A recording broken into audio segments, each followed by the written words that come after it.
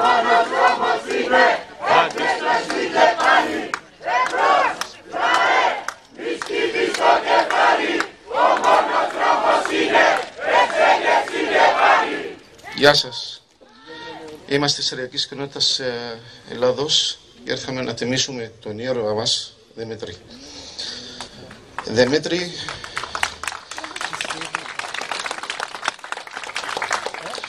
Δημήτρη, είσαι ήρωας όχι μόνο της Ελλάδος και της Συρία και του όλου του κόσμου, γιατί ζήτησες ελευθερία και δεν θέλεις δικτατορία, όπως και εμείς το λαό μας σήμερα και αυτή τη στιγμή καταραίει ένα ποτάμι αίματος κάτω στη Συρία, σκοτώνοντας παιδιά, γυναίκες, λαός ολόκληρος για το καθεστώ, για να μην αφήσει την καρέκλα.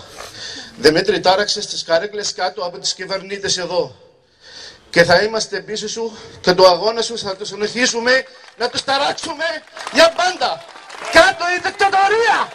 Κάτω η δικτατορία!